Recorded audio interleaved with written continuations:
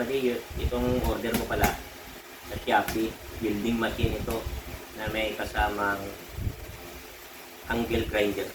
So, bubuksan ko na kung totoo nga. Ang halaga pala nito mga buddy is 2,701 pesos.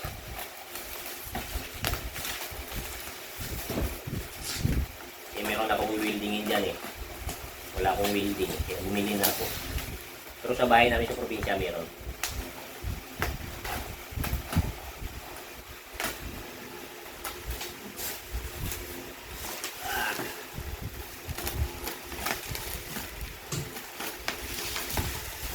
Ito na.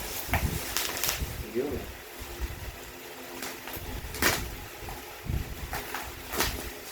Ganda ng secure ah. Dami nga ng tape.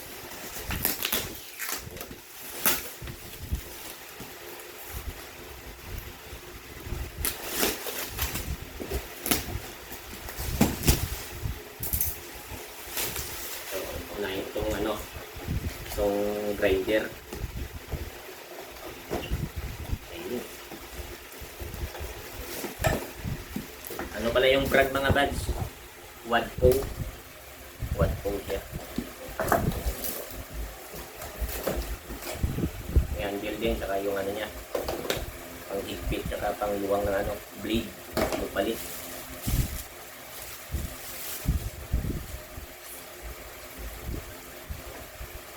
Ay, ganda din.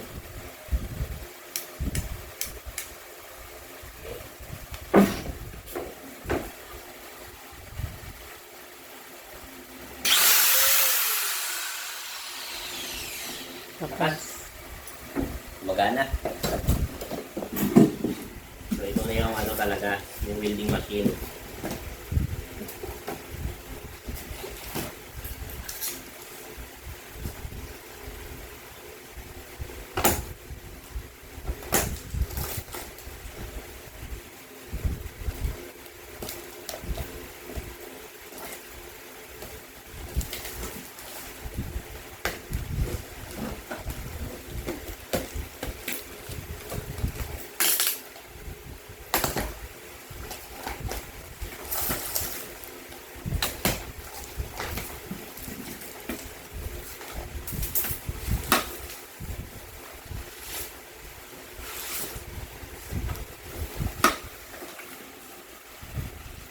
Kasama siya steel brass. Ay, ito sama siguro to.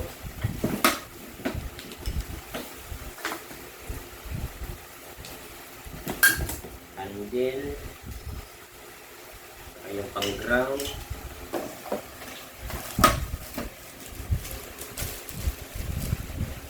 Yung manual. Ito na yung welding machine. Ay, ito pala yung welding mask. Kompleto, may kasamang dark glass.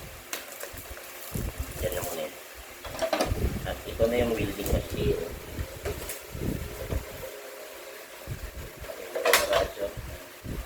May adjustment sa power.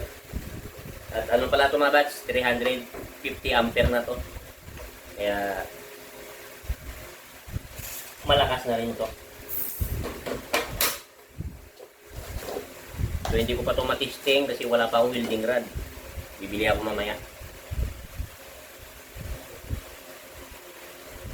Ito dito. Ground.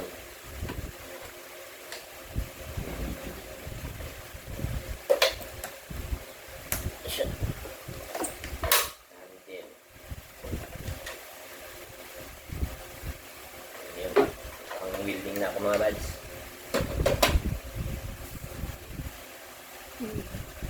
Ganito na yung sasaran. Yan lang nato ni adaptor. Adaptor. Arap ko, di mo siya daw. Hindi dapat tawag ni yung makapal na na extension. Tunog yun.